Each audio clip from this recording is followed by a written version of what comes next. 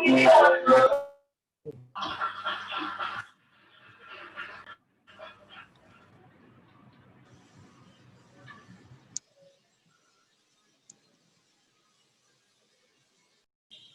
can you okay, it's recording. A very hearty good afternoon to all of you. I welcome you all on behalf of Tata Institute of Social Sciences, Azim Premji School of Education, to our last session of the NEP series under our talk series known Conversations. Today's topic of discussion is Vocational Education in NEP 2020. To help us navigate through this topic, we have amongst us Mr. Raj Gilda as an esteemed speaker for the session. Sir is a banker turned social entrepreneur. He is co-founder of Lend a Hand India, an NGO focused on providing vocational education in secondary schools in India. Starting with 2 schools in 2005, Lend a Hand India's operations have now scaled to 10,000 plus schools in 24 states across India, covering 1 million youth. Learning from his own life experiences and his initial humble background that enriched him from a young age, Mr. Gilda has been instrumental in launching an innovative internship program for higher secondary government school students, placing them with small and micro enterprise across 4 states, covering 10,000 plus students. He was appointed by Government of India as a general body member of National Skill Development Agency from 2014 to 2017. He was also selected by the UK government as a Chevening Gurukul Scholar in 2012 at the London School of Economics. Mr. Gilda is an electronics engineer, a CFA, and holds an MBA from University of Texas at Austin. It is a pleasure to have you, sir. Now I would request you to please initiate the session. Please, sir.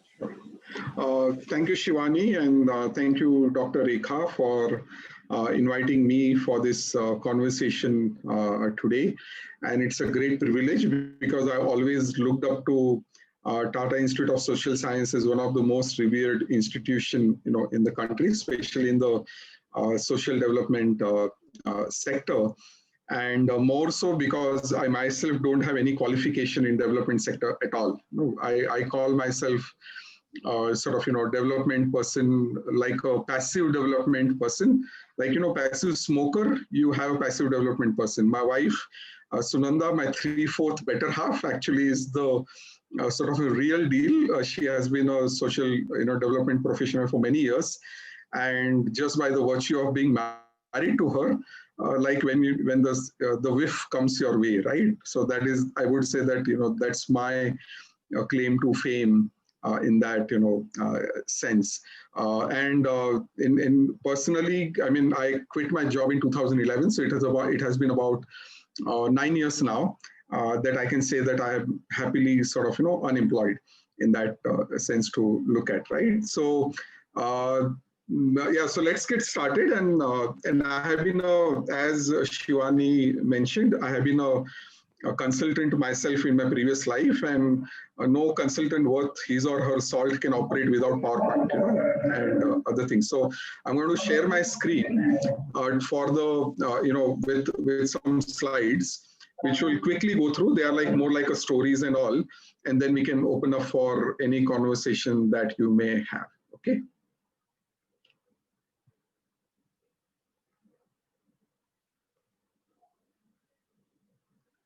Okay, so I think, of course, today's conversation, vocational education and NEP 2020 is what we are going to look at. So we all have faced this situation, right? Whether you're studying master's at TISS, or whether you are studying 10th grade or engineering at IIT, or a kindergarten student whose results are going to be announced, and how anxious we all are when such thing is going to happen. And that is what our current academic system has sort of, done in that sense. But in spite of all that anxiety and, everything else, the result hasn't been that great. Actually, the more educated you are, the more unemployed you are. It's, in fact, the studies, the graph also which shows here, that each and every sort of additional qualification is adding 5% to the unemployment rate. So obviously the education hasn't done its job in terms of getting the basic employment for the students. Now let us see. Now what is common between these people? Mr. Javed Habib, who is a hairdresser, Vikas Khanna, who is master chef, and Manish Malhotra, who is a fashion designer. You can look at that, Mr. Javed Habib was a barber before he became a hairdresser, and he started learning his trade or his skill when he was 16 years old, and he had a journey from barber to hairdresser. Similarly, Mr. Vikas Khanna was a cook before he became a master chef, and he actually started learning cooking and got into the whole cooking for the kitty parties at her, mom's place, at their own place. That is how he got into this, becoming cook to a master chef. And similarly, Mr. Manish Malhotra, who was a tailor before becoming a fashion designer, and started learning tailoring when he was 21 years old. So I think what you can see here is that all these personalities who are such a revered hairdresser to fashion designer to master chef had a beginning into a very humble profession of a barber to a cook or a tailor, right, in this whole process. And that is where, I must remember Gandhiji here, that the majority of the issues that we have today in the skill development field and otherwise too is because of the lack of dignity of labor. We believe that what we do in the white collar jobs are the thing to go for. Doing something with your hand is not really glamorous, and hence a plea for spinning the wheel is a plea for recognizing the dignity of labor, right, in that sense. So now how do we make it happen, such foundational skills to our students to achieve such great heights in their career, right? And how do we start practicing the spirit of National Education Policy 2020 in this case? So the highlights, I just quickly go through the highlights of just for the recap for all of you. That the word vocational education appears 76 times in the policy in that.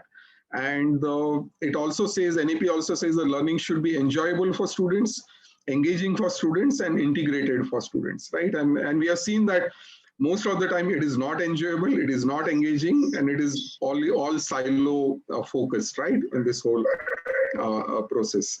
NEP also talks about no hard separation between arts and science, between curricular and extracurricular activities, between vocational and academics. Otherwise, we all know that always vocational is for somebody else. That is what we always think about. That it is not for my son. It is only for somebody else's son or daughter, or my maid's son or daughter. It holistic education across sciences, social sciences, arts, humanities, and sports too. Every student will have a fun course, during the 6th to 8th grade. So this is something very new, or has appeared in the policy for the first time, that they will have a vocational education which will start from the 6th grade itself as an exposure to the world of work. They'll also intern with a small enterprise such as carpenters, gardeners, potters, artists, etc., who are nearby in this. But vocational education in the past has, why it hasn't worked, that it mainly focused on grades 11th and 12th, dropouts, as well as dropouts from the grade 8th onward, as well as the students who are passing out from grade 11 and 12 did not really have a vertical mobility. There were not well-defined pathways to continue with their chosen vocation in the higher education. So that also led to earlier effort not being successful. And secondary schools will collaborate with ITI, Polytechnic, local industry. In fact, I was just on call with some senior officers from NSDC, and how this is being looked at in the realm of the policy as well. And in hub and spoke model, it will allow the schools to introduce vocational education. And finally, it talks about that by 2025, at least 50% of the learner through the school and the higher education system shall have vocational exposure to vocational education, right? In that. So a great motive, great objective, and for the first time, and I know right from Kothari Commission in 1968, 1960s has spoken about vocational education, skill education, but for the first time, it has gotten such a sort of major emphasis as well as a lot of attention on sort of details to sort of go by, right? Now, I think that policies are many, right? We all have seen that there's so many policies which are there, but at the end of the day, application of it is more important. That how are we going to apply it? Are there any models which are already there? And I think what I thought was that today we can go through certain examples of the application of this policy in some areas which is already happening, and what is needed to sort of take it further, right, in this. So first, I would like to start with the multi-skill foundation course, which is actually innovation in Maharashtra, where students are getting exposed to multiple skills during 9th and 10th grade, followed by the specialization in 11th and 12th grade. And they as you can see the picture, they learn skills right from basic engineering to energy environment to health and hygiene to gardening, nursery, agriculture. And once they finish the 9th and 10th grade multi-skilling, in the 11th and 12th grade, they are specializing in one of the skills, right from healthcare to food processing to electronics to automotive as well. And I'd like to share some pictures from the field quickly. Here you are seeing some kind of drip irrigation system which is made by the students. Here the surveying of land being prepared, soil testing being done by students from Bhuj, the electrical wiring, in Betul, Maharashtra, Betul, Madhya Pradesh, the students are learning. Here they are listening to the, use of stethoscope, and what does the heartbeat mean is what they are looking at here, or determining the blood group. They are like 9th grade students who are determining the blood group of that small boy, which is, standing there, or constructing a shade net as part of the sort of, nursery, or basics of plumbing. Master chef you can see here from, Maharashtra, or a fashion designer in making here, right? And all these things, girls also getting introduced to, engineering tools here in the Kutch, Bhuj Kutch district here, identifying tools, this grinder which this girl is able to operate, introduction to sort of two-wheelers, terrace garden, students repairing broken benches, so that they'll break one, or repairing a broken school gate, right? So this is all part of the multi-skilling sort of, curriculum, which is there, started in Maharashtra, and now it has, spread to multiple states now. And it has an application in terms of, we had a lot of toilets to be built. And there was a school toilet was also built by our, students, right? So drip irrigation, growing marigold flowers, making garlands to supply to local industries for puja. And the impact has been phenomenal, that multi-skilled graduates are 3 times more self-employed. The unemployment rate is 1/3, much more rate of continuation of higher education as well, and penetration of technical education or vocational education post 10th grade. That was seen at a much higher level in this impact assessment, which was actually, since I'm talking to TISS, it was supported by Sir Dorabji Tata Trust, this particular impact assessment that I'm displaying here. Now, NEP 2020, talks about imparting life skills. And many times what happens is that vocational education is being looked at only as something to get a job, or something like that, but not in terms of the life skills and other things too. For us, vocational education is as much about life skill, as much about 21st century skills as anything else. Here you are seeing that, the boy and the girl, there are 5 of them making this jam and other things, and see how they have to work in the team. They're learning cooperation, communication, resilience as well. Here it is, the dignity of labor. There is nothing wrong in, you sitting down and cleaning the burner, the gas burner is which this boy is doing here. Or these students who are repairing the broken benches, what it will do is that they'll not break one, right, going forward, if you are the one who is sort of, repairing it. Here you can see the ensuring gender equity and gender sensitivity as well. The boys are doing wonderful job of stitching, and the girl is doing, sort of electrical wiring, as you can see here. Now, NEP also emphasizes on conceptual learning of conceptual understanding of, concepts rather than just rote method, right? Now, many of us learned Pythagoras theorem and laws of motion, during our 9th and 10th grade.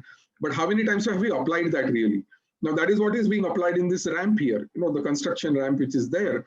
It has to apply the Pythagoras theorem and the laws of motion, that we talked about or that we learned in our school times.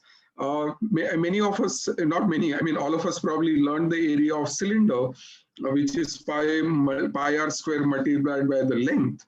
And that is to, but when did we use it in real world? Whereas you can literally, estimate area of a buffalo stomach by the same, formula, pi r square multiplied by length, and calculate its feed requirement, right? So I think vocational education is as much about academics and as much about learning the conceptual in real practice as about getting a job or anything like that. We did an impact study in Maharashtra as well that vocational education led to increase in school enrollment, as you can see here. It also led to increase in school attendance. It also improved standardized scores, the SSC pass rate as well, right? So vocational per se has to be also looked at, how do we improve on our education qualification, education indicators as well in this particular case, right? So this was this is a innovation which started in Maharashtra. It should be known as Introduction to Basic Technology, and now known as a multi-skill foundation course, which has reached to 10 states now. And in fact, since you are located in Hyderabad, we have 4 schools which are running this multi-skill foundation course in 9th and 10th grade. And once the school opens up, we would love you guys to visit, those schools in Hyderabad as well. Now, many times it is said that the vocational education hasn't really delivered the way it's supposed to be, and it is because the lack of linkages with the market, in that sense, that what happens in those sense. And I think, this is a picture of my shop, which I spoke about, pardon the Hindi typo which is there, and the shop was also on my, own name here. So this was my school, actually, as I grew up. And there is my dad, who sort of taught me all the tricks of the trade. And as we saw, and I learned many of the things that I know today by sitting in this, small grocery shop that he ran for 50 years. So, and also I was an LIC agent when I was studying engineering, and at some point my LIC agency became so successful that engineering became a side business, in the process. What I mean to say here is that the school and education does not have to be confined only to the 4 walls of the school or a college or institution. It can happen anywhere, in the real life learning. And that is what this internship with small and micro enterprises is doing. We started a pilot of this about 3 years back with 60 students, and now that is what is scaled to 10,000 plus students now. And I quickly show some and we are focusing on small and micro enterprises because one thing is that you get varied experience if you do that. They are everywhere. Of course, you will find small and micro enterprises everywhere, and which will give them, resolve the access issue, as well, what you are able to learn. And thirdly, it will also give rise to entrepreneurship, because how many jobs are going to be there in any case? We need to look at how do I create jobs in that sense, right? So these are some of the shops in which our students worked, right from electronics, hardware, agriculture, retail management, beauty parlors, grocery shops, nurseries, small appliances, repair shop, bakeries, travel agency, primary healthcare center, automobile garage. So this is where our students sort of worked during their 11th and 12th grade. And I know at TISS in the masters also, you will have your field assignment and other things too. So you can just look at this as a, vocational or 11th and 12th counterpart of the field assignment that you do, right? And there's just some of the pictures here. And as you can see, the whole, there's a girl who is working in a auto component, sort of manufacturer, a small unit in Pune here. This girl is working in a food processing or a coffee shop. Here she's a food processing student. He's working on the CNC machine here or in the gardening supply. So this is all students are getting practical exposure in the 11th and 12th as well when they opted for a vocational subject here. And we'll skip the internship clip here.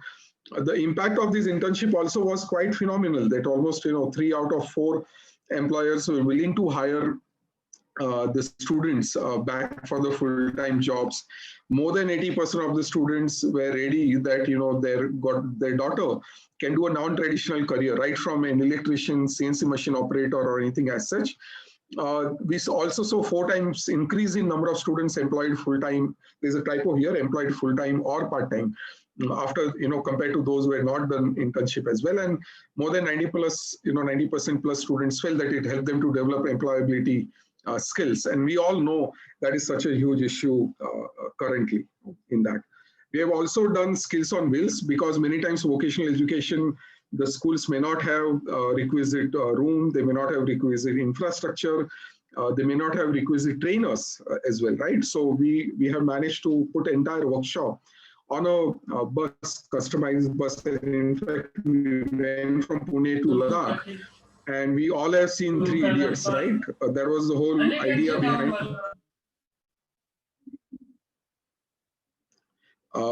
So we went from Pune to Ladakh specifically to visit Mr. Sonam Wangchuk, there, because the whole inspired by the Three Idiots and what the school can sort of, look like. So this is the journey we undertook, and stopped by in each city, each capital city, to spread the message. This was the bus. And this is the, some scenes from inside. Here, we also visited Ministry of HRD, or Ministry of Education now, and Mr. Prakash Javadekar when he was, Minister of Education at that point.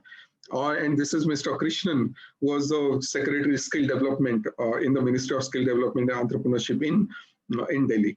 And this Skills on Wheels was equally popular with adults as well. Even though it was more for the for the children or for the students, it also became quite popular with adults as well. And we went through multiple, variety of these as well, and generated so much of enthusiasm in the students about vocational education. And having to, here you can see the girl trying out something in benchwise. This is a model drilling this thing. There's a grinder which she's trying out, and this is the rush we always used to have wherever our this thing visit. This is a school in Kargil. Actually, this picture is from there. Now there are what are the other models as well through which the vocational education is being imparted, and the major platform currently is a MHRD's scheme of vocationalization of school education called under Samagra Shiksha there. And basically it runs from 9th through 12th grade, and it is taken as a 100-mark subject with one job role or a qualification in 9th and 10th, and other in 11th and 12th. There is a workshop which is set up in the school. There are 2 trades offered, as I said, 100-mark subject. There is a theory exam by the board with a weightage of 30%, and practical by NSDC approved Sector Skill Council with 70% weightage in that. And there are currently 73 job roles which are offered under this. And this is sort of the model, as I said. There is a workshop in the school. There are trainers. It has a space on the school timetable because it's a 100-mark subject. And then there's assessment and certification by State Board and NSDC. And this is a certificate which is awarded to the student, which carries the board and Sector Skill Council as well, right?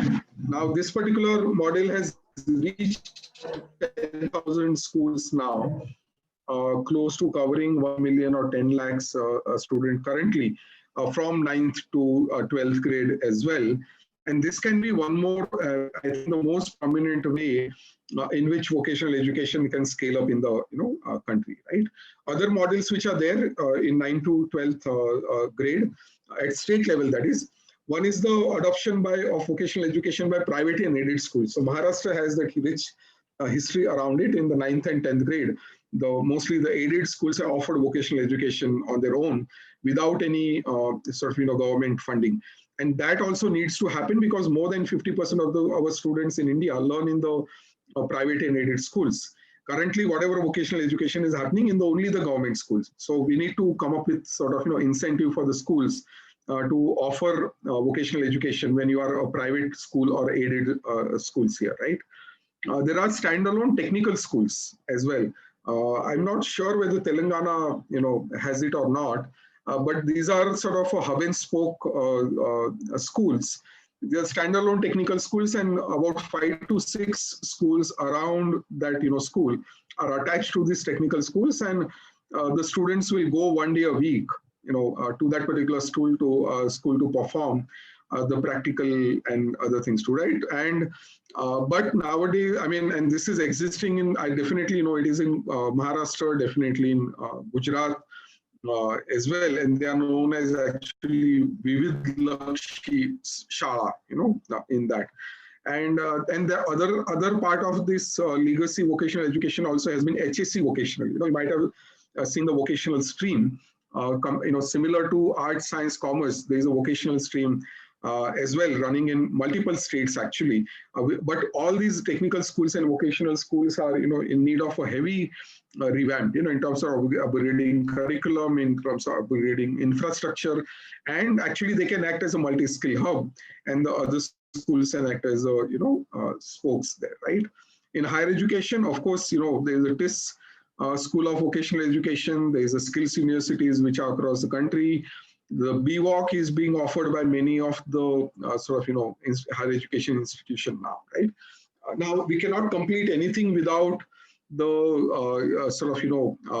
the COVID-19, and that COVID-19 actually, was such a huge setback in that sense, and so I'll quickly like to share some, few slides quickly to show, because the thing is that in case of skill education, you can't, I used to joke that you can't learn swimming by watching YouTube videos. You have to jump into the water if you are looking at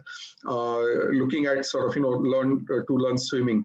So I'll just walk you through some example of how we are doing it as a response to COVID-19. And I hope that, with you being from School of Education, this will be of interest to you as well. I'm sorry, the wrong screen. Okay, just 1 minute.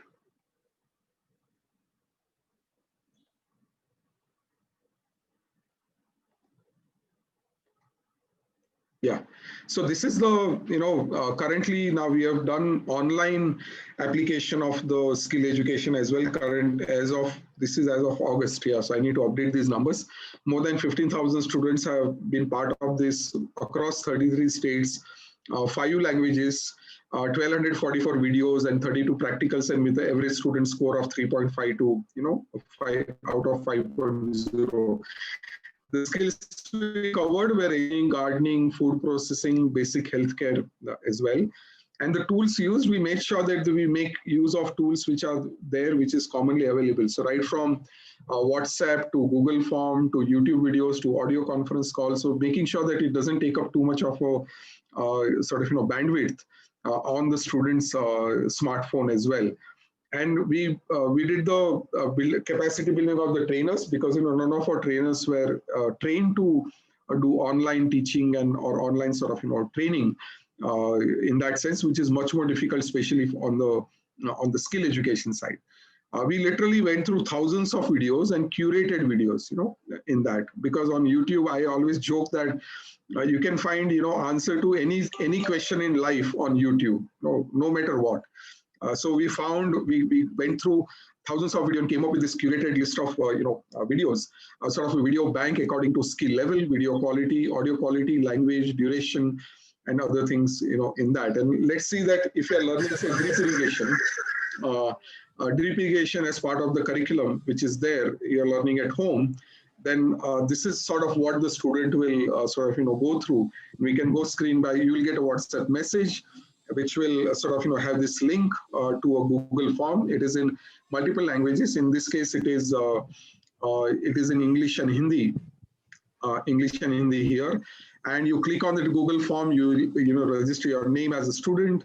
You will get some theory behind irrigation, flood method, free flooding method, and drip irrigation method, and you will have some videos which are embedded with the type of irrigation YouTube videos. You'll have a student assessment as well. Google form has become very, very powerful now. You are able to conduct algorithms and, the multiple routes by these assessments as well. And this is something at home, you are able to do This is, so we are also providing instruction how to do. Excuse me, sir. I'm so sorry to interrupt. We have 5 more minutes for the sessions before the discussion. Sure. Yeah. Yes. So we are also providing them a very sort of user something practical, which they can do at home by whatever the resources are available at home, right? So literally, you can see here, you can make a drip irrigation system, by using the used soda water bottles, bottles and all that model at home. That's the entire, purpose, and then you submit, right? So this was the sort of, how we managed to sort of, overcome the COVID-19 situation that we had. And there are some pictures from the field. One of the exercises which we had them do was drawing a floor plan, of your home. That requires a pretty high level of, this thing. So you can see the floor plan on the right, which this girl has come up with, which will include visualization, measurement, and other things to scale, which she needs to look at. We also told them you need to recruit, when you are at home, you need to recruit your younger brothers and sister as a teamwork assignment, to do whatever assignment has been given to you. They also learned how to make masks and others. So we came up with this various variety of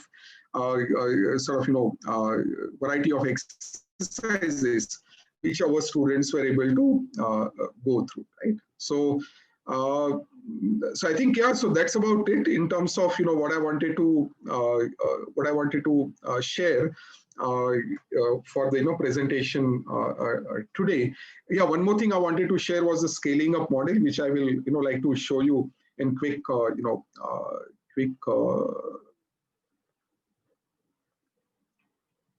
2 minutes. That lend hand, the way we are scaling up, is that this is, we already spoke about this for last 10 plus years that we have been focused on this, and this is our current, reach now across India. The way we are scaling up is we deploy our staff members within the Department of School Education, and we get funded by the private sector, capital, philanthropy, and other things. So we don't charge anything to the state government, but we build the state's capacity to do that. And the agreement which we have with the state is that you give us a table and chair. Fan is optional. Everything else we will bring. So basically combining the NGOs, technical expertise, on the ground expertise with the private sector capital, with the large scale funding as well as the regulatory power which the government has, is our scaling up model here. And this is how it normally works. The Samogra Shiksha Abhiyan, and our staff is sort of deployed there, right, in that. So these are our state partnership. I definitely wanted to show this because I can attribute 50% of my gray hair to each of these logos, which have been put here to get those MOUs, signed in the process, right? And yeah, this is about it in terms of my presentation. Vani, at the time. So we still have like 2-3 more minutes if you want to continue. No, I think this is it, in that, yeah. Okay. Thank you, sir. So I would request all the participants if you can use the hand raise option or type it in the chat box if you want to ask a certain question.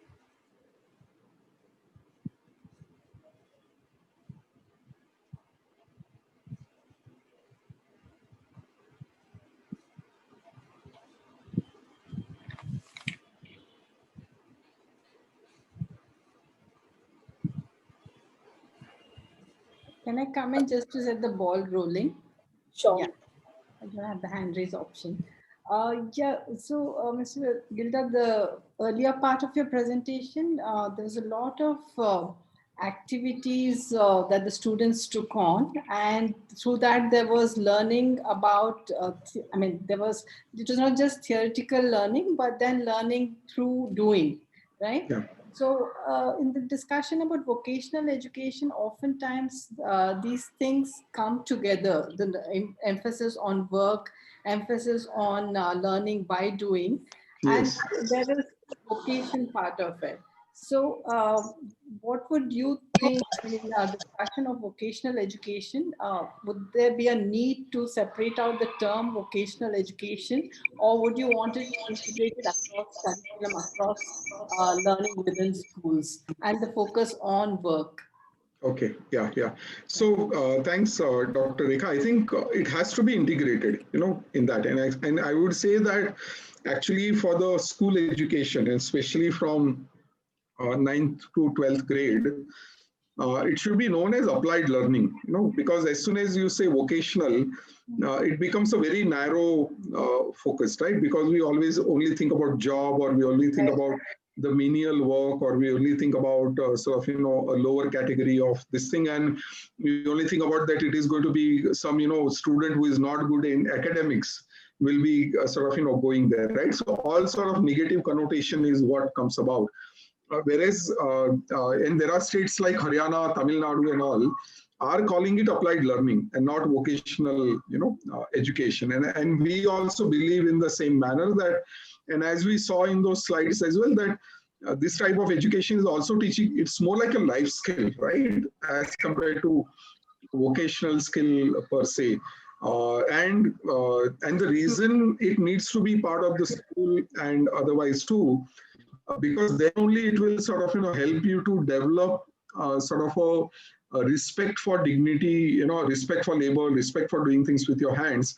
And we have such a deep rooted belief system which we have, which is very difficult to take it out once you grow up, in the whole process. So the sooner you start, and if you have done some carpentry, if you've done some masonry work, if you've done some other thing, you will appreciate the table much more, in the whole process. I think what needs to happen is, how do I integrate the vocational with the academic learning? So for example, my laptop is on a certain table right now here. As a part of carpentry, if the assignment is about, constructing a table, I can, my geography should teach me which type of wood should I use, right? My mathematics should teach me the surface area, that is what it should be. My physics should teach me center of uh,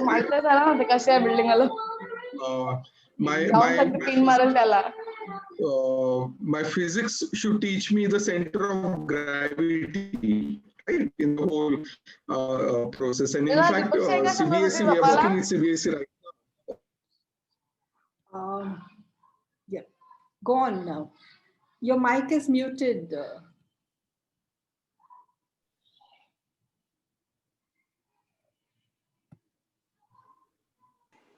Okay.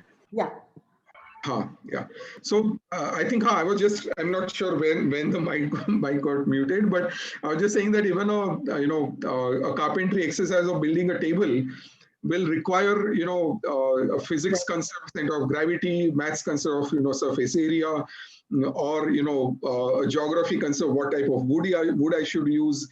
And maybe in olden times, if you look at the, movies, most of the tables are round, and now the tables are rectangle, right? So that teaches you why the tables have become from round to rectangle now, right? And so that can teach you the evolution, the history part of it. So even such a simple exercise, seemingly simple exercise of, constructing a carpentry table, can teach you multiple, concepts as well.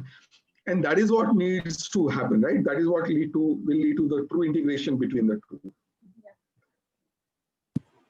Thank you, sir. The next question is from Utsarga.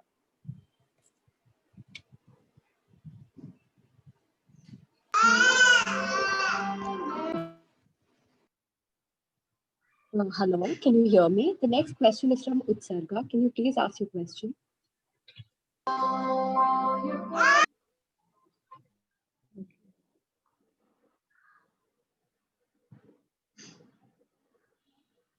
I think that baby has a question.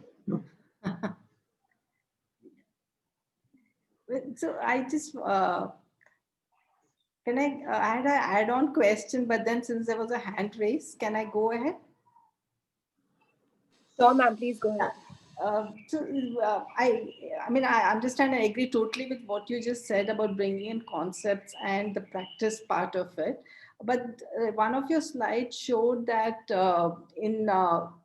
especially in schools, when vocationalization of education under Samagra Shiksha, theory gets 30% and the vocational part of it gets 70%. So once again, that some theories seem to take a back seat and you're pushing for other aspects. So I don't know if the status for vocational education comes down also for that reason? In fact, I would think it is other way around, right? Because the thing is that unless we make it practical focused, it will become another rote method of learning, in the whole process. The reason it has given such a high marks for practical 70% is because it has to be learning by doing, as you said. I mean, earlier I made a joke that I cannot learn swimming by watching YouTube videos. I have to jump into the water.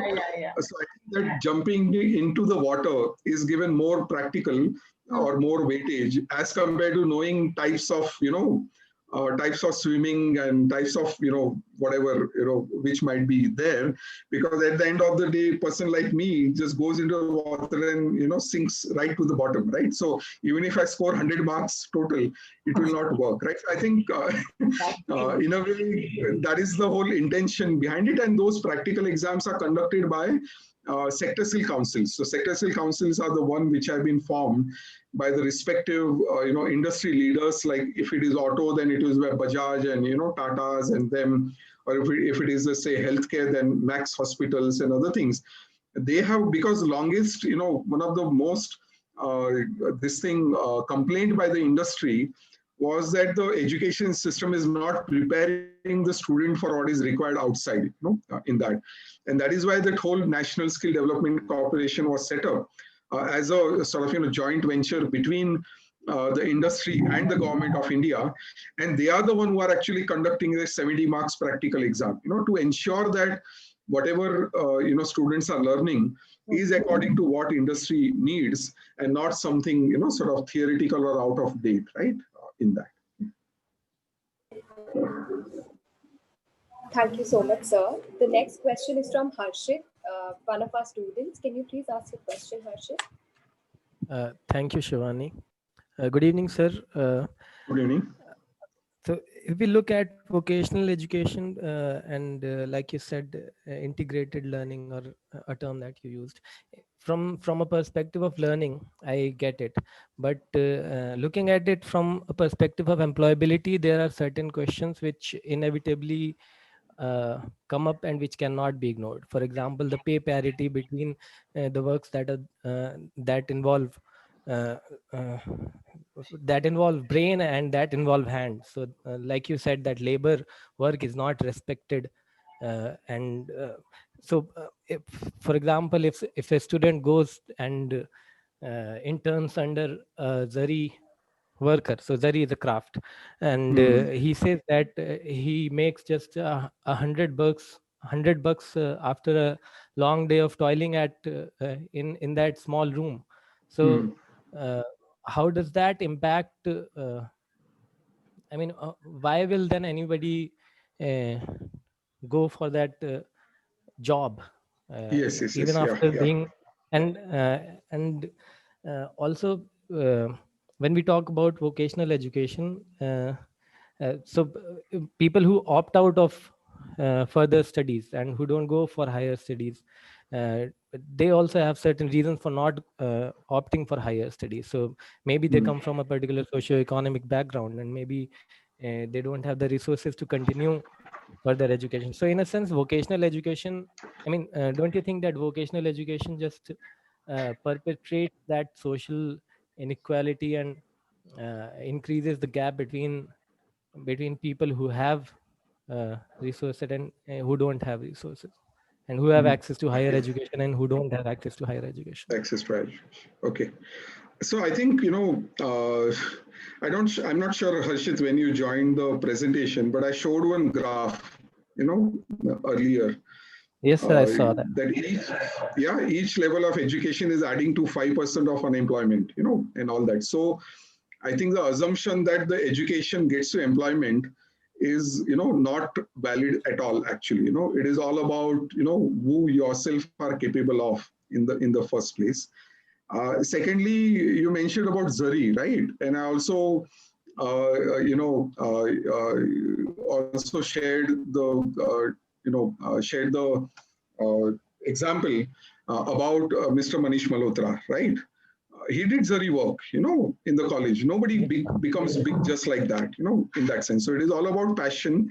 It is all about, how do we represent that? And that's why I started the slide with the, Mr. Javed Habib being a barber, or, Vikas Khanna being a cook, or Mr. Manish Malhotra being a simple tailor. If you saw that picture which was there, that was exactly the shop what you were talking about actually, in that.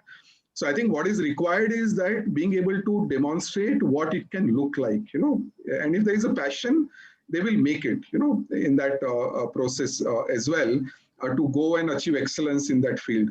I'm a perfect example. I'm an engineering student. I'm an engineering graduate, right?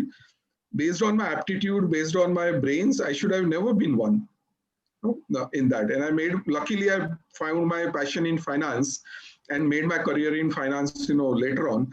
But so many of us are choosing careers, so many of us are choosing sort of, things to do, which without any sort of, aptitude or a passion for it, right? So that is one part of it. Secondly, I think, in terms of vocational education leading to further divide between haves on have not, I can answer that question in two ways. No, in the first place, India has such a huge problem of educated unemployed currently, and it's a double whammy. Actually, you ask any farmer in the rural areas, the farmer's son or a daughter, they comes to the city, learns, gets the degree. He or she doesn't want to do farming anymore because वो तो अभी graduate हो गया, लेकिन graduate को कोई पूछता नहीं है, उसको जॉब भी नहीं है, right, and all that. So I think it is also a question of what kind of education are we giving, and that is why even though internship and all that is being made part of the higher education now as well. The AICT has come out with a guideline, UGC has come out with a guideline that this kind of practical learning should be part of the curriculum. And I myself spoke, I think and we should not look down upon any work as a not being teaching you something in the first place, right? I also shared my own example of working with my dad. So I swept the floor, I counted cash, there as a cashier. It improved my mathematics actually. I also looked up the packing material on the package of the Parle glucose biscuit to figure out what is the maximum retail price, and being able to answer the customer question. So it's the way we look at it, what it is going to teach you, right, in the whole process. Nowadays there's a lot of talk about 21st century skills, and I keep telling people as if these skills were not required in 18th century, right? They were required, in that. It has just become a this thing now, ki abhi 21st century bolna. And in the end, what I'll say is that at the end of the day, it is a responsibility of the government, it is a responsibility of the society. If somebody is learning, should be employable, and all that. And you and me might have, that luxury, ki I can pursue higher education, I can pursue, the post-grad and other things too. But there might be somewhere to sort of, go for employment, and that is completely fine, right? I mean, there's nothing wrong with it at the end of the day. And if you look at the developed countries like Germany, Australia, and other places, most of the people are actually not finishing college degrees. There, the whole dual system and other thing which is there is specifically with respect to sort of respect for doing things with your hands there. Thank you, sir. That was very enlightening. Okay, you want to continue, Harshit? Yeah, I mean, I had sort of follow-up questions. I understand that. I mean, I'm not relating higher education to job opportunities per se. Lack of job opportunities is an issue in itself, and I'm quite skeptical about the examples of the fashion designer and Javed Habib, the barber, or the hairdresser that you gave. So they are. I mean, they could be the anomalies of the system. Uh, it's not. Uh, I mean, I don't know if the success of a few persons can be, uh, some uh, can be used to justify that anybody who goes for vocational education will be economically and financially successful. So and that was the divide I was talking about. So it's not that it is a fact that people who go for higher education, some of them do not get job, but the people who will not be able to go for higher education, I mean, what I was getting at was that, do they belong to a certain class or community, or an economic background? So constantly, if the system pushes them towards jobs which are not equally or well paid, then the the disparity will automatically increase, right?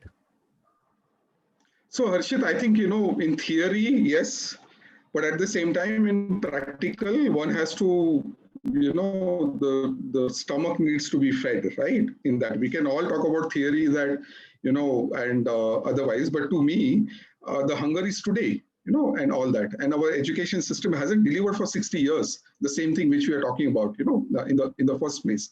So do we think that those people should wait for our education system to be fixed so that they will go to the job and then they will go for, this thing? So it's an evolution, right? In that, sense. And it is we are looking down upon those profession in the first place. And that's what exactly dignity of labor we spoke about. In that sense, that why do we think that the barber is anything less than say engineering graduate in the first place? In fact, the barber has a much more skill because he's putting a blade into your throat, actually, in that. So the skill which is required in terms of, what being a good barber and other things too, is going to be much higher than a, engineering graduate like me, actually, in the process. So I think it is great to be in theory that we are pushing those people and other things too, but we are solving for today as well, right? And in the process, if we are able to make it as part of the true curriculum, in fact, the new education policy is all about that. The reason it is saying there should not be any separation between the vocational and academics and other things too, is exactly to break this barrier, so that tomorrow it becomes a integrated part and you don't actually need a short-term training program or PMKVYs and Pradhan Mantri Kaushal Vikas Yojana, the other things which are offered in order to get the unemployed graduate a job in the first place, right? Yeah. Thank you, sir. Harshit, if you'll allow, we want to move on to the next question. Is that okay? Yes, sure. I mean, Thank you. Okay. definitely. Sir, now we have Utsarga Mondal. I think he lost us earlier. Utsarga, you can ask your question now.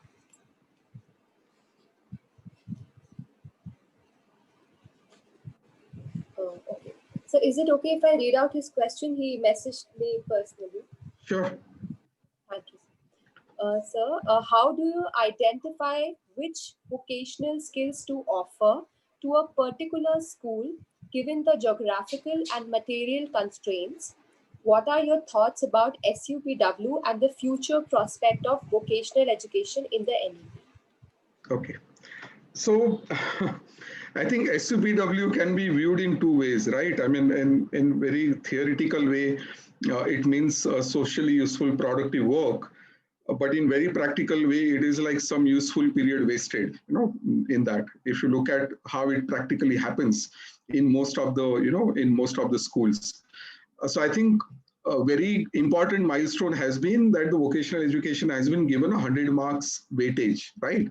In that sense, because whenever something is included in the scheme of marks, means there is a status to it. And to Harshit's question earlier, you are giving that same weightage as science and math and language to the vocational subject of 100 marks as well, right? So that is where the equivalence starts in the first place. If I look at, and then followed by the board exam, and now 10th grade score which you do will be it is included in the higher education admission and other things too. And in fact, in Maharashtra, the vocational education has become so popular that we have to draw a lottery, actually, the number of students who want to opt for it in the whole process. Even from parents, the demand has been very high in this. And we and just to share with you, before 10 years or 12 years when we started working, we had to sell vocational education to the schools as a concept. and all that. We have seen the shift that in 10 years now, we don't have to sell vocational education anymore. The parents and the teachers and the principals, all of them get it. It is more whether we are able to do it operationally or not, right? In this whole process. So it is about being acquainted, being aware, and other things, to sort of look at, and also to share, and this is going back to, little bit on the Harshit's question as well. And I just remembered that example and come to your, question, Shivani. The skills on wheels, which we spoke about, Pune to Ladakh, we had parked it in front of India Gate in Delhi, okay? And we are doing practicals. We had our own students also being there, and the entire thing was opened up and other things too. And if you know India Gate, each and every person from all the society, all the classes and levels, come there, right, in that. So on one hand, we had a very poor woman who was selling balloons, to the, tourist there, coming and asking us, are you going to teach these skills to my boy, my son, who goes to a municipal school nearby? Okay, so that was one end of the society. And then we had other person who walked by, in a very, very well dressed and other things too. And so he turned out to be a kidney surgeon living in New York. And he was visiting his family because his family was in Delhi and going to an international school. And he was also asking, why are you not teaching this in my son's school here, and all that. So vocational education has actually broken all the barriers. The barriers are still there in our mind, actually, as far as the parents go, as far as the students go, as far as the people who are actually matter, they have overcome that barrier, in the entire process. Now, coming to Shivani, your question about how to choose the trade skills and other things too, or how to choose the trade. What we have been proposing to Ministry of HRD, currently you can have 2 trades in a school, and of course, each and every trade is going to require setting up tools and equipment and trainer, and there's a lot of paraphernalia which is needed. So you can't have variety of it at the same time. And in fact, we are doing this in Tamil Nadu currently, that out of those 2 trades, one trade will be multi-skilling, what we just went through, the pictures which you saw, so that students are able to experiment everything, right? What do I like, what do I don't like, in the 9th and 10th grade itself to see. And the other trade can be according to the local demand supply. So if you are in Coimbatore, you can go for textile. If you are in Pune region, you can go for auto, depending on whatever is the local need, which can be there. And the 11th grade, you select what you want, And similarly, nowadays, when you pass your 10th grade, and if you want to go to commerce, you are applying to certain college, right, to go to. Or if you want to go to arts, you are applying to certain college. So similarly, if you want to study auto further, just go to a college where the auto is offered further, right? Or say banking is offered and apply to that college in that. And thirdly, as I spoke earlier, that there's a whole convergence being spoken about now between ITIs and, Pradhan Mantri Kaushalya Kendras and other things too. So the schools will be linked with the ITIs. Schools will be linked with the near skill development centers, which has been funded by NSDC and all. And there multiple trades can be there, right, in this particular case. Currently, we are working with Delhi government as well, where you're coming with skills hubs, actually. Delhi has 29 zones, and each zone is going to have a state-of-the-art skill hub, where ultra-modern facility of each and every trade, each and every skill will be there. And in the school itself, which are like a spokes, there'll be a foundation level skill, which can be taught. And as Shivani wants to learn more about, say, robotics, then she can go to that skill hub, right? Or say, Dr. Rekha wants to know more about healthcare, then she can go to that skill hub later on, because that requires advanced machinery and other things too. So there are these models which are coming up, which will satisfy both the needs. And in fact, third thing also, which we are looking at as a model, is making small and micro enterprise as a learning facility.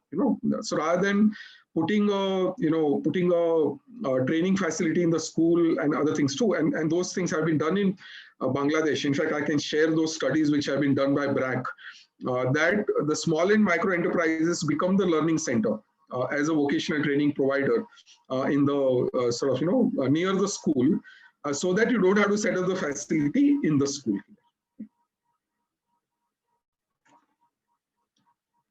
Thank you so much, sir. The next question is from Anjali Verma. Can you please unmute yourself, Anjali?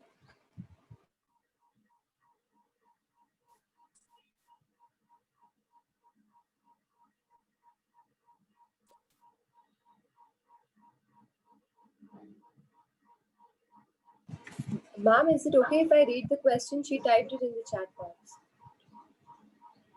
Rekha, ma'am? Maybe you could just read out the question. There's some comment and a question. Okay, Anjali. Okay, Anjali, so I'm reading your question. What is the scope of improvement in NEP that can be covered during implementation plans by the state governments, especially for vocational education? So this is her question, and her comment is, to your example of farmers' children not aspiring to become farmers, there are now engineers, IT people now getting into agriculture businesses, dairy businesses, etc., because they are able to see it as an enterprise. So the second was a comment. Okay. Okay. Yeah. Thanks, Anjali. So I think in terms of NEP, I think what needs to happen, at the state level is the implementation plan, right? As I said, devil is in the details. Policies can be great, but at the end of the day, how do I implement it and other things too is going to be quite critical. Now, one thing which we need to figure out is that who is going to pay for all this. The policies are great, but the given dire situation currently of the finances because of COVID-19, and even otherwise, the minuscule budget which normally or allocation which education gets in the central government budget. So that is what something one has to look at, that how are we going to pay for it, right, in this. And that is where this model about working with small and micro enterprises, coming up with such things which will reduce the need for the capital expenditure in the school itself can go a long way, right, to making vocational education universal.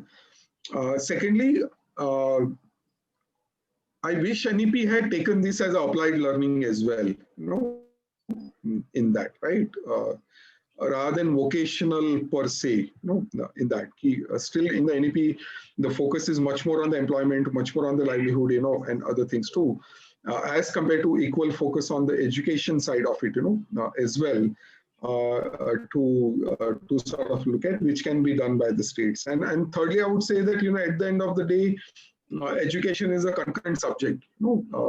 That says the states are going to be responsible for implementation, and they have equal say in how they want to interpret and how they want to how they want to implement any policy that we are looking for. So even the example which I quoted about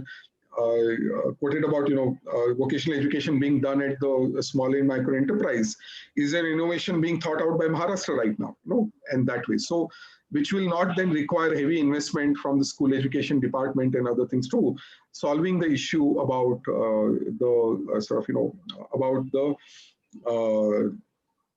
the finances. And I think one last point would be the vertical mobility of the vocational this thing. Still, I think the divide between the school education and higher education is too stark, in that sense, for a seamless way to go from one to another. And I hope that now, even in the higher education, vocational education has been given such a high priority that such kind of vertical mobility will not remain an issue.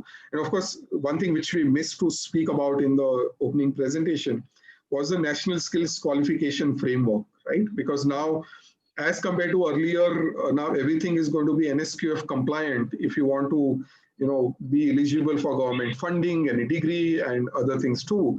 So that National Skill Qualification Framework will ensure the horizontal mobility, lateral mobility, as well as the vertical mobility as well. But again, that is a theory now. Let us hope that it comes in practice pretty soon, right? And there have been some ideas around other thing which I want to cover as well is the equivalence between vocational education and the mainstream education. So currently now Maharashtra has it. We are working with Tamil Nadu right now that if you have done 2-year ITI after 10th grade, then it is equivalent to the 12th grade, in that. Or if you have done an ITI after 8th, then it is equivalent to 10th pass, and otherwise. So those kind of equivalents are coming now, because earlier you say you passed 10th grade and then you went for 2-year ITI, you were not recognized as a 12th pass. No, so anything which will require 12th pass as a qualification, that ITI students was not eligible for that. Similarly, if you're done ITI after 8th, you're not recognized as a 10th pass, a student. And now that is happening in Maharashtra. Gujarat also has done it. Punjab also has done it, and other things too. So these are the things which are sort of happening, which will provide more and more such a seamless transition between the mainstream education and vocational education. Right? Thank you, sir. The next question is from Ritesh, sir. So, would you want to ask a question? Yeah, Shivani. Yeah, thanks. So, thank you for a very interesting presentation. And the examples that you got to discussion actually helped us see how it pans out. What is really catching my attention in the NEP policy is there has been a flurry of concepts. Say, for example, the use of design thinking, STEAM education in place.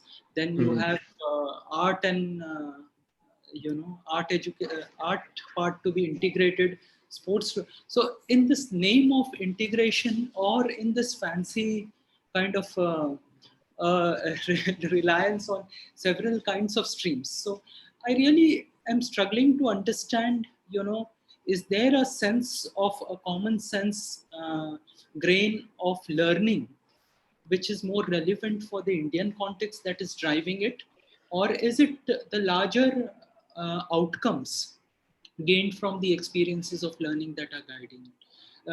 I ask this at a larger level also, and at the micro level also. The larger level in terms of an implementation of a policy, and whether we would subscribe to design thinking, whether we see it as a subject or an integrated part of vocational education, STEAM education, and it seems to be governed by the funds. So this is at the macro level, and for the micro level, I just wanted to know, the experience of engaging into a particular activity does give a level of satisfaction for the learners, and it also does give a sense of an understanding of concepts. I could relate to it, but when it comes to grading or seeing the outcomes, again we are going back to the traditional framework of seeing how it has been brought into implementation. You are judging on certain concepts of Pythagoras theorem. So is it appropriate to kind of compress both things together in seemingly difficult? Sorry for a long. No, I think, and I completely agree with your comment about fancy jargons, and I'm not at all fan of jargons, including 21st century skills, and all that, because to me that is a jargon, as if those skills were not required in 18th century, and suddenly we have come up with teamwork being required in 21st century, and all that. So, see, I think, what I would say, and I'm a practitioner, right? Ritesh, right? Yes. That's your name? Ritesh? Yeah, I'm a practitioner, so I always like to dumb down things, at the cost of being known as, he doesn't know anything, in that sense. Because at the end of the day, you have to make things happen on the ground, in that way. So you spoke about design thinking, right? Now, what is design thinking? To me, that example which I showed, that small girl, drawing a floor plan of her home, as our skills at home activity, is the design thinking, right? She had to come up with that measurement tape. She had to look at what is the area of her notebook. She had to convert her, a 10 feet by 10 feet home into a 10 centimeter by 10 centimeter, do that. And then actually place, where is my TV, where is my kitchen, where is my, the door, where is my bathroom, and other things too. To me, that's design thinking, and all. We don't require robotics for that. We don't require machine learning for that, in the entire process. And we have always believed that, education should teach us learning to learn, in that, because today it is artificial intelligence, tomorrow it will be machine learning, day after it will be blockchain, after that it will be somebody else. You can't just run behind, things like that, right? But if you have made me adaptable, that whatever is being thrown at you and you are able to sort of, face it and, figure it out, is what is more important, right? In this whole, process. And me becoming a life insurance agent and having to figure out at the age of 18, how do I sell a life insurance policy to somebody who is 40, 45 years old, was the life education, right? In that whole process. And that has helped me throughout my life now, in that. Even selling vocational education or selling to my funders to fund our program, I'm going back to my experience of marketing life insurance, during my engineering days, right? So I think, to me, as a practitioner, as part of the education faculty, as a student of education, institution and other things too, it's up to us to sort of, come up with sort of, things which we can implement on the ground and get it started, and all that. And what I would say, Ritesh, as example of this is that the way we are using national education policy now, that many of our state bureaucrats wanted to do these things, vocational education and this activity, that activity and all that. But, in government, you cannot do anything unless there is some kind of a policy there, right? Otherwise, it will be like, क्यों करना है? आपको रितेश का कुछ private agenda है, इसलिए करना है, or anything like that. So for practitioners like me, it's a God-sent gift, this national education policy. However impractical it might be, however, whatever it might be, but whichever bureaucrat wants to do something has a huge, justification now. Oh, I'm doing it for national education policy 2020 now, right? And all that. So I think as a practitioner, we are viewing it very opportunistically, that what this will allow us to do in the first place, and it will evolve, over a period of time. And any policy is much easier to come up with as compared to execution, per se, right? So that will be my, on the larger macro point of view. As a practitioner, I'm just grabbing whatever I can from that for my own convenience and get on with my life to achieve my, mission of universalization of vocational education, right? In that sense. On the micro level, I completely agree about your assessment part, that how do we assess that? And it's a, assessing vocational education, assessing skill is much more difficult than assessing 2 + 2 = 4, in that, because there's only one answer, 2 + 2 = 4. Whereas if I'm assessing somebody's, plumbing skill, somebody's gardening skill, it is going to be much more difficult, in that. So I think that's also a journey that will have to be codified to some extent, right? And that's the cost of scaling up then, in that sense. I always say that, why there are so many models which are there in India, which haven't scaled, because it cannot be codified, in that sense. You may have one excellent teacher who is able to do wonders, but then how do I have 2,200,000 schools in India, high schools. How do I able to codify and other things, right? So I think it will be a journey going forward.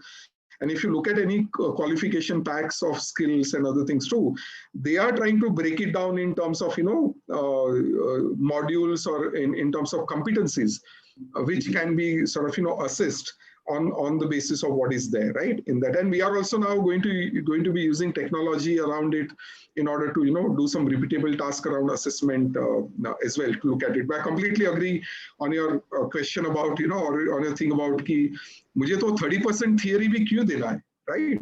In that whole process. It should be completely practical based, Who cares whether I know Pythagoras theorem or not, in the first place, in that, sense. But, but that is, discussion for some other, other time, right? Thank you. I was wondering if there has been some documentation on assessing these various kinds of activities. Has there been some documentation at the government? So the qualification packs which are there, there, and I can share it with you, has the detailed assessment methodology, in terms of I think it is called performance criteria and knowledge criteria. As you can see, I'm very bad at theory. PC and KC, in that, the performance criteria and knowledge criteria. And they have like, you need to be able to do this, you need to be able to do that, you need to be able to, identify a tool, you need to be able to operate the tool very, safely. Once the job is done, then you should clean the tool and keep it back in the place. That is one part. And secondly, if you have 3 people are working together, how do you make sure that the other person is not going to get hurt because you are doing something? So all those are things which are there. Now, again, that is there in theory. Now, how do I actually assess it and assign marks to it is a different ball game altogether. But that's a journey I think we are on in that, right? Thank you. Thank you, sir. The next question is from Anusha Ramanathan. Anusha, ma'am, you can unmute yourself, please. Yeah, I think some of it was already answered in different ways. I was just wondering about the impact of such kind of education on the migration levels, especially in places like rural India, where you talk about self-employment and you're talking about opportunities for growth, and how relevant that would be, especially since we have such a huge migrant population from rural to urban. That was a question. And if you have seen any kind of trend or any kind of in your work. So, yes, we don't have any sort of detailed this thing around it, but to share with you, interestingly, Anusha, thanks for raising this point, because that multi-skill foundation course, which we spoke about, we saw quickly the pictures and all that. Actually, origin of that lies in rural India. It is more from that we should be able to develop those skills and remain in the sort of village in order to be self-sufficient within a village economy in the entire process. Now, it is equally applicable in urban part as well. But on the other hand, that is where it sort of originated. But we don't have any sort of, a particular study around the migration and the pattern, because in our case, our entire work has been up to 12th grade, grade 12, not beyond that. And most of this migration is like, more of 18 plus that one is looking at, right? Thank you, sir. Coming up next is a comment from Sudarshan Rangarajan, sir. If you want to express it yourself. Sudarshan, sir. Yeah, I think, hi, thank you. My point was basically that if you were paying and regarding the, regarding the jobs, etc., being dignified. So if you pay a person a dignified labor, dignified fee, honest fee for a dignified labor. If someone is cutting hair, pay them according to the hourly charge that you feel is, let them live an honest and dignified life. Then I think the dignity will definitely. It was in relation to the discussion which was happening at that point in time regarding jobs at dignity. Yeah. And in fact, if I can mention one more, this thing which I always like to share, is that imagine, your flush is, your toilet flush is broken, right? And it is not working.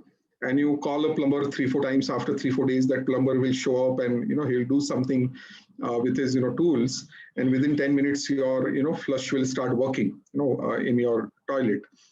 And he will ask for 500 rupees, and you will grudgingly give that 500 rupees, and he's gone, in that. Okay. Now compare that with somebody who's selling you, say, a credit card or say direct TV home connection. He or she comes to your home, you'll make him sit at your sofa, you will, offer tea, coffee, water, and other things too, and sort of go through the entire process, even though that cable TV or credit card is going to put you in debt for lifetime, right? So that's the kind of mentality, we have that we are faced with, that we have to sort of, overcome, right? And to Sudarshan's point about, as a principal, I never haggle with a vegetable vendor or a rickshaw, driver in that, Do I haggle when I go to a fancy mall and tell them that, hey, give me this dress instead of 5,500, give it to me for 5,400? I don't. I feel ashamed about it. Whereas I am perfectly okay telling that same, vegetable vendor कि नहीं मुझे 100 रुपया kilo नहीं चाहिए, मुझे 80 रुपया kilo दे दो, and all that. So there only we are demeaning that vegetable vendor, right? Rather than, and that 20 rupees can make a difference in that person's life, right? And all that. So I think none of us is to be blamed, but that's the society we have, we are brought up in. And unless we ourselves don't become a change agent, it's not going to change, in that, right? Thank you, sir. That's very beautiful. The next comment coming is from Mr. Lakshman Joshi. If you want to discuss it yourself, sir. I think Raj has already covered some part of it. So this, I think, was a question. There was a question where somebody mentioned that if you are studying vocational education, then probably you are putting that person at a lower strata of society. But again, as Raj has given his own example, and I can also quote here, is that if you are studying vocational education, let's say the student is studying electrical or electronics or healthcare, and tomorrow that student goes for higher education based on his competency, and he's studying engineering, his appreciation of all what he's studying would be much better compared to a student who has not studied vocational education. Similarly, a person who has studied 2 years healthcare and been on the field, if he goes on for higher education, for a medical education, his appreciation of that medicine, in UK, if you have to apply for an MBBS degree or MD degree, which they call it, you have to have mandatory 1 year of experience in healthcare related services. So the applied learning which you get from these vocational subjects are definitely added advantage for higher education also. So there is no disparity from the point of view of vocational education for higher education.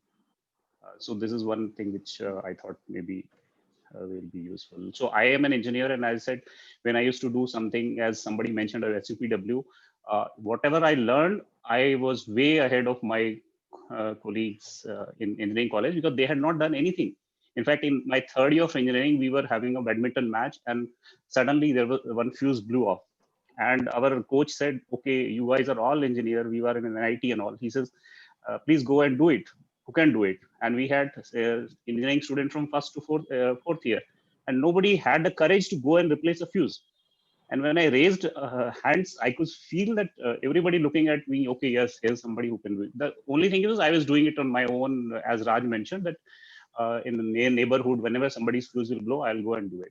So I think this is what is interesting from a vocational education point of view, applied learning.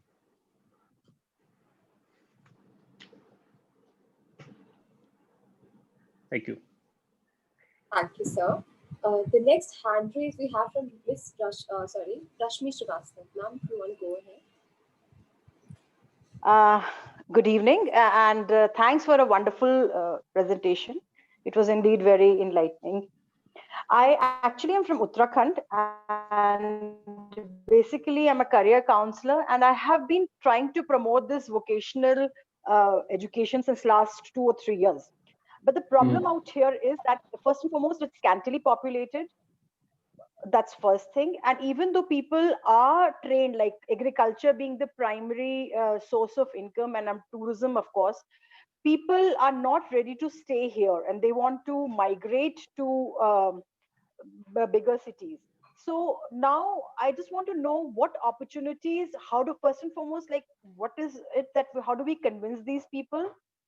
And also what government can do for these people, because that's a major problem. And of course, though they are skilled, but they don't have the clientele, they don't have the customers for their products. Yeah. No, thanks for raising that. And by the way, we are working in Uttarakhand, as well. In fact, just this morning I had a update call about our project in Uttarakhand, currently. So thanks for bringing it up and all. I think, to me, migration is a reality, right? And all. And frankly, I am what I am today because my grandfather migrated from Kutch to Mumbai, in that. So I cannot say that now next generation should not migrate, in that sense, right? Because it is an economic compulsion, in that sense. two things which can be done is that when you are migrating, where you are going to settle, at what level are you settling, right? In that sense, or in what job are you going for, or anything like that, so that you have a much better standard of living as compared to being worse off in Delhi than in Dehradun or anywhere else, right? In that process. So I think one part is that one has to accept migration as a reality, in that, and then go towards a solution of improving lives once they go to the major cities for economic livelihood. So that is one. And secondly, I think in terms of the promoting local opportunities and all that, that is all sort of and that is why the whole market linkages, you very rightly said, that even if I make some product, whether do I have a customer or not, is the major part here in that sense. And to me, the technology and day by day, the accessibility is getting much better now, right? In terms of access to market and other things too, to sort of look at. And to me, I know there's a lot of debate about agro reforms and other things too, so we should not get into that, but it is creating sort of single market where things can go without borders and other things too, to look at. And to me, the WhatsApp and all that are a huge leveler now, in that, in terms of, and the way vernacular, apps and vernacular, this thing is getting developed is phenomenal, right? In terms of, I think what will be more required on the, counselor like you and the Uttarakhand State Skill Development Corporation is the quality control and consistency and, being able to supply on time if you promise something, and easy availability of credit,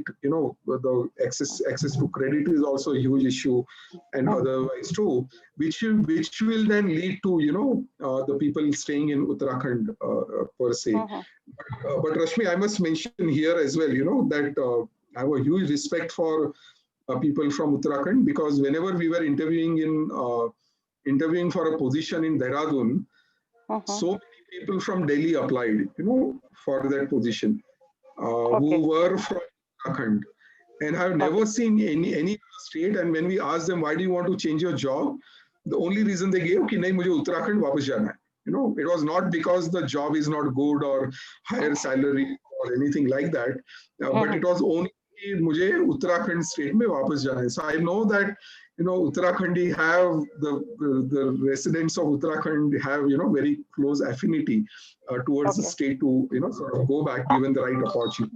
But here I want to add that you'll be surprised to know that we have almost 4,000 ghost villages out here. Up country, Dehradun is a bigger city, but if you go up country, there are almost 4,000 ghost villages. It's like people are not there. They're farms, but there are no people are not there to do something there. They have all migrated to bigger cities. That's one thing. And in fact, I have been dealing with students, and I'm consultant to a lot of schools also. So because this vocational training, I have been talking since last 3-4 years about it, because I understand the importance of it. Schools and the private schools, they don't have that kind of infrastructure. And after talking to the students, I realized that students, they don't want to do the nitty-gritty, like if they have cattle with them, so they don't want to do that, right? They feel it's demeaning. So up country, if you go, they are ready to work and be a peon in Delhi, where they don't, but they don't, that's a status problem there. Yes. Yeah. So that so, is Rashmi, by the something way, which I'm finding it very difficult to convince these people and children, students, that it's like life is much more better as compared to Delhi. And especially Delhi. after Yes. this COVID thing, things have changed a lot, but still, they have the aspirations to move to bigger cities. Yeah. So Rashmi, to share with you this, Ministry of HRD scheme that we spoke about in the end, where so Uttarakhand has 200 schools approved for last 4 years, actually, but because of one thing or another, the scheme hasn't got launched, and we ourselves are working in Dehradun as well as Nainital, and we'll be launching scheme in Udham Singh Nagar, right? US Udham Singh Nagar, Okay. yes. Yeah. So we are working in 13, 14 schools currently in Uttarakhand, but those are the only 14 schools which is offering vocational education. The government scheme of 200 schools, we are partnered with government there as well. We are hoping that it will get kicked off, this year. But as a resident of Uttarakhand, maybe you can pressure the Minister of Education, who is from Uttarakhand as well, right, to kick off. And it's because it is really needed. Actually, it's scheme to needed. get implemented, in his own state, right? In that. Yeah. Okay. Yeah. Thanks. Thank you. Thank you, Rashmi ma'am. Thank you, sir. So, because sir, Raj sir has to leave for another meeting by 5:45, I think we'll take this to be our last question. So there was a comment from Mr. Rakesh Mohan Bhatt. Sir, if you want to discuss it yourself, Rakesh sir.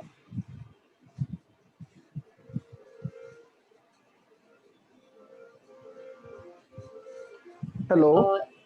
Yeah, please, sir. Hello. We can hear you. Okay. My side. I want to say that if a person get involved himself in doing something, as Raj said, then the chances of being in Uttarakhand or not to migrate from their places would be more feasible and practical. Because a lot of things are there in Uttarakhand, or moreover in the remote areas, then things are there, but to look after for their storage, further processing, is not helped by or supported by the government itself.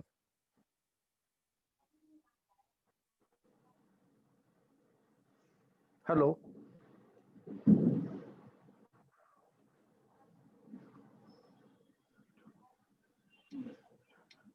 So I think, Mr. Rakesh, what was your, I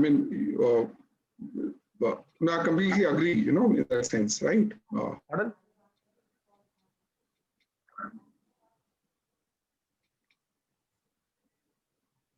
Oh, I think there's some connectivity issue at his end, sir. Yes. We can't hear. Yes. Okay, I am listening you.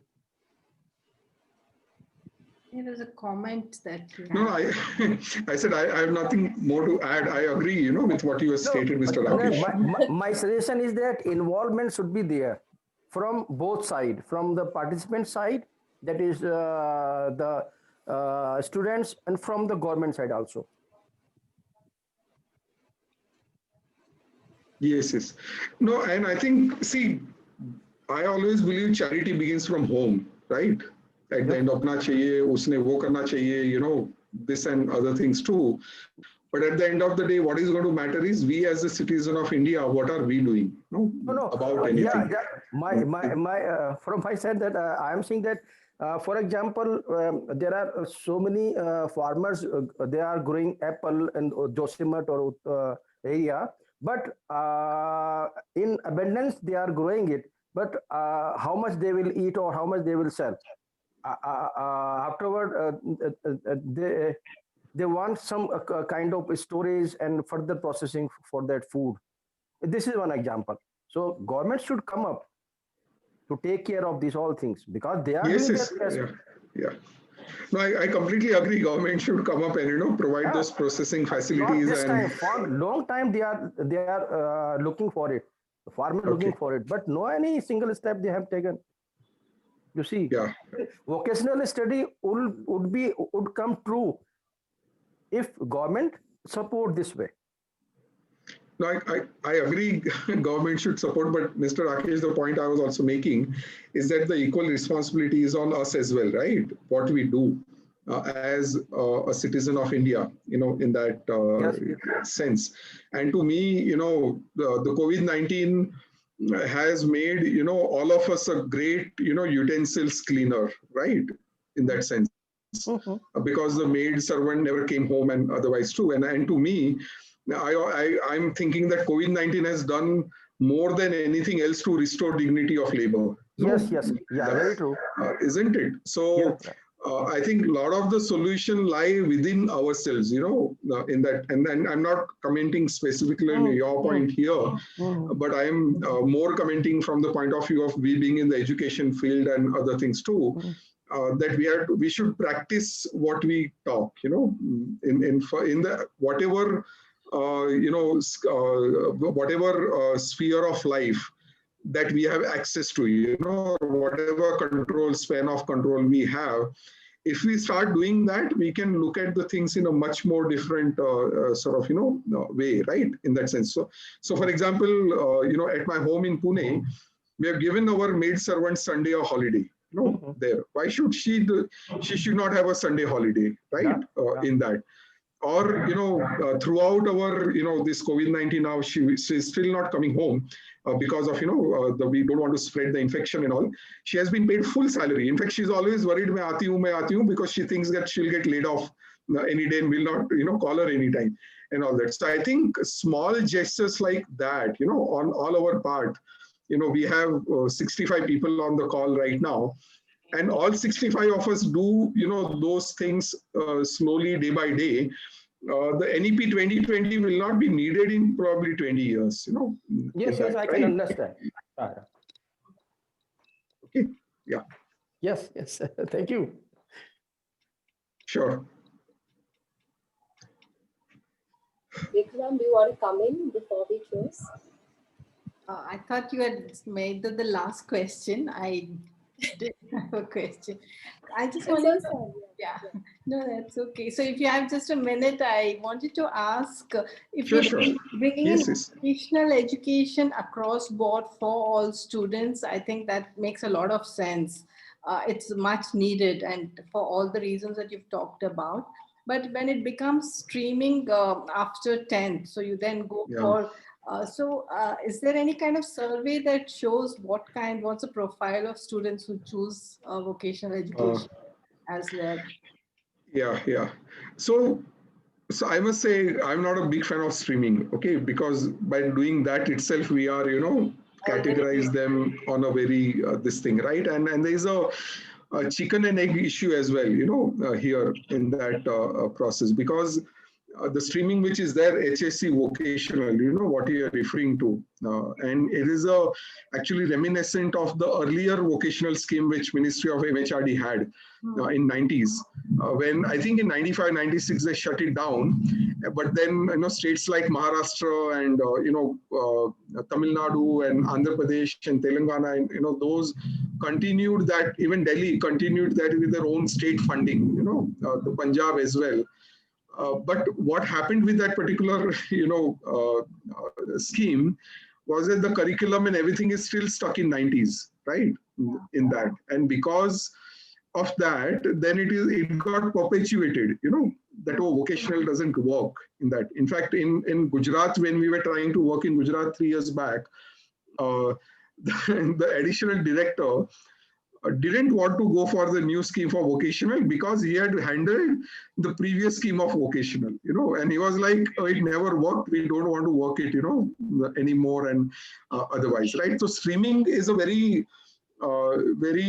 has to be done very carefully, if we do it in that the HSC vocational. And I know earlier there was a talk about, establishing a separate central board of vocational education, for a while. In fact, there were newspaper articles also about it and other things. And we made a strong representation sort of against it, that if you come up with that central board of vocational education, then what Harshit mentioned, at the beginning of our question answer session will get perpetuated forever, in that, process. So I'm glad that that is not the, case anymore.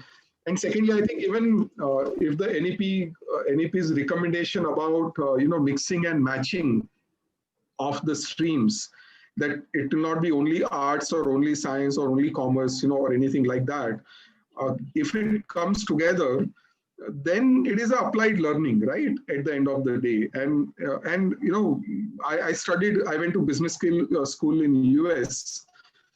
And I took a golf course, and for that I got 1 credit hour, for that. Now that is because when you're going for a business school and when you're going to, go for the, in the private sector, knowing golf is an essential skill, right? So why shouldn't I get academic credit for that, in that, right? So even in Maharashtra, in vocational education in the 11th and 12th grade now, the science student in Maharashtra can take banking as a subject and get a credit for science right now, science stream. And even an arts student can take automobile as a subject in arts and get a credit for arts as well. So in Maharashtra, we have made a beginning of it in a very, backdoor manner. So in Maharashtra, we need to get four subject credit for a stream. Arts ka 4 hota hai, ya, commerce ka 4 hota hai. And even as a commerce student, I take automobile, automobile mechanic as one subject. I will have to do only 3 more commerce subject, in that, and I'll get my 12th commerce as a certificate. So those are the things which need to, come, and slowly then we will not require actually the streaming part, right, in the whole, process. And that is where the qualifications and the equivalence, I think, also need to be worked through very carefully. Yes. Yeah. The whole academic, the national education policy also talks about the credit hours concept, right? In that, like when I studied in the US, I had to gather my 60 credit hours. My professor could not care less whether I got those hours through marketing or American history or, whatever. Each subject was assigned certain number of weightage, and I had to accumulate those 60 credit hours over 2 years, right? So similarly, why can't in 11th and 12th, I should be able to take economics, I should be able to take, English, I should be able to take banking, and I should be able to take auto, and I should be able to take gardening as well and finish my 12th grade, right? Because nothing in life is single skill or single stream, But then in for the your entire... bachelor's, where did you go? So even bachelor, exactly your point. So even the bachelors can be on a general purpose, right? Yeah.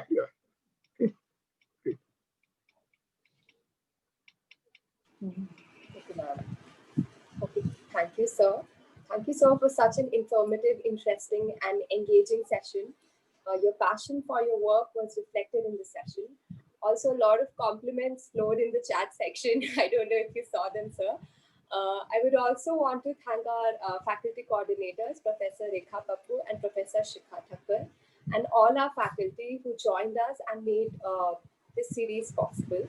Our enthusiastic student volunteers and a very helpful admin team for being always on their toes. Last but not the least, I want to express our gratitude to the lively bunch of participants that brought in such interesting insights, questions, and observations all throughout the series and today. This NEP series wouldn't have been so insightful and exciting without your inputs and participation. Thank you all. With this, we close our NEP series. And so I think we finish on time. Thank you. Chalo, best of luck, yeah. And great job moderating, Shivani, Thank you so much. the entire session. Lovely Okay? being in the session. Thank you. And I'm not useful, I must say, I have ultra respect now for professors who can take 2-hour class. I am so tired by now. Even I'm just sitting and giving some gyan and all that. But heads off to all of you. Okay. And please visit our schools in Hyderabad. We'll share with you once the schools open and all that. You will be able to see this multi-skill vocational education in action. In that as well. Okay. Okay. So Goli ka Wadi, right? The area where we have, Kachi Bawdi. Kachi Bawdi. Yes, Kachi Bawdi. Yes, we have a working in a school there. Okay, great. Thank you. Thank you.